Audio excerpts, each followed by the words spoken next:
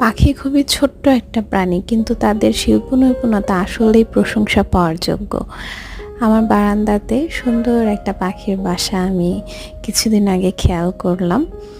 তো আপনাদের যাদের বারান্দাতে গাছপালা আছে তারা নিশ্চয়ই এটা এক্সপিরিয়েন্স করে থাকবেন যে বারান্দাতে পাখি বাসা করে সুন্দর। তো আমার বারান্দাতে সুন্দর একটা ছোট্ট পাখি বাসা করেছে।